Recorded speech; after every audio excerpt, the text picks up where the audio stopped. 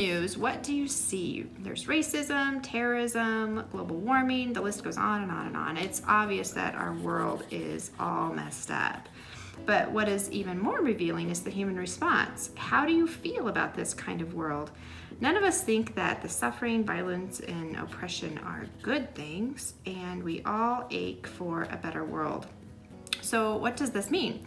Just like hunger points to the existence of food and thirst highlights the reality of water, our ache for a better world seems to point to the possibility that either a better world did exist or that one will exist one day.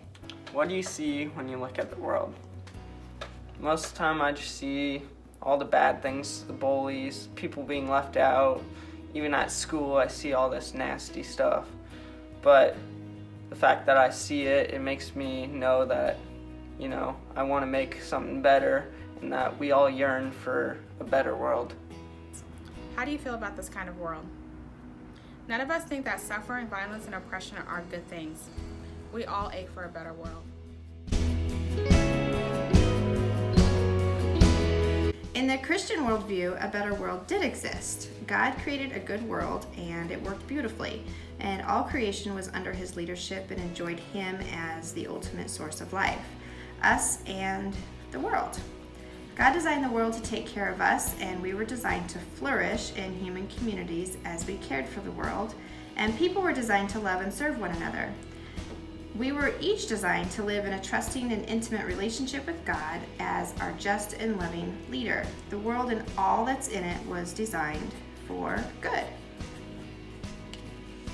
Even before all the suffering and bad things, we know that God created the world for good, and the world to take care of us, and for us to love each other, and most importantly, for us to know and love God. The world and all that's in it was designed for good.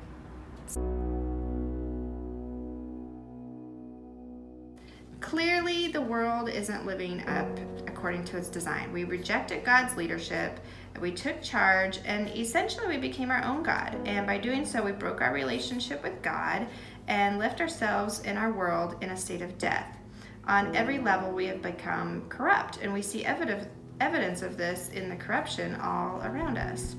We use the world and the people for our own benefit instead of serving them. We harm people instead of serving them. And we see this in conflicts, objectification of people and groups, alienation, bitterness, abuse, and we damage ourselves and ultimately our relationship with God, and when we refuse to come under his leadership. And we all suffer under these realities. We all contribute to the problem. And it compels us toward evil even as we try to do good. We and the world are damaged by evil. Obviously, the world is not what it's meant to be, but that's because we messed up some of the relationships and connections we had with God. And that has led to us and the world being damaged by evil. We and the world are damaged by evil.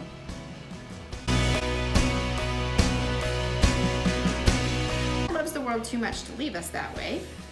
So even though the world is still a really damaged place, because he loves us, God responds to the injustices and the corruption, and he came down as Jesus 2,000 years ago.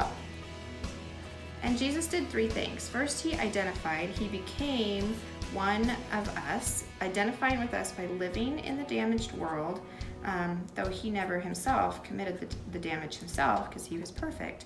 And then he died on the cross, owning the judgment we deserve for the corruption of the world and the corruption in our hearts. And then Jesus ultimately rose from the dead, overcame death, and unleashed power to restore this damaged world.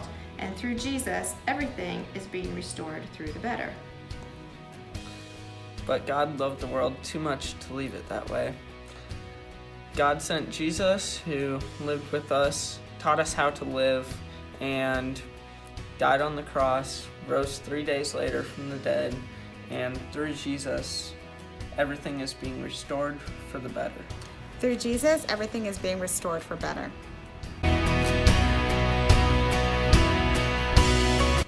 So Jesus calls us to follow him as he heals this damaged world By following him, we become the hands and the feet of Jesus in the world. And Jesus has the power to restore our damaged world. He invites us to follow with him together into his world to expose all of this corruption, bringing justice and loving joyfully. And Jesus has the power to restore our relationships. He invites us to follow him, and he invites us to serve and love and forgive others. And we identify with Jesus' work by believing in his death and resurrection, and we own our individual responsibility for the damaged world, and then we ultimately receive his forgiveness. And with Jesus, our mission is then to be sent out to heal. Jesus calls us to follow him as he heals the damage in the world. He heals the relationships between us, the world. He heals the world. He, most importantly, is healing our connection with God. And with Jesus, our mission is to be sent to heal. With Jesus, our mission is to be sent to heal. But why can't we just jump from world 2 to world 4? We might like the mission of Jesus that he's talking about, but we want to do it without faith or spirituality. And even if we could do this, which we can't, we'd be missing out. The world's problems are infinite. We're bound to get overwhelmed if we try to take care of it all by ourselves. And plus our anger and our prejudices and our self-righteousness will compete with our service, limiting the amount of healing that we can actually offer. We need resources like a Christian community and God's presence, the Holy Spirit, which we can get only through Jesus Christ. But we have way too many problems to solve on our own. That is why we need Jesus. And we also need resources like Christian community, God's presence, and the Holy Spirit, which we can only get through Jesus. We need resources like the Christian community and God's presence, the Holy Spirit, which we can only get through Jesus. So where are you? So, where are you? So where are you?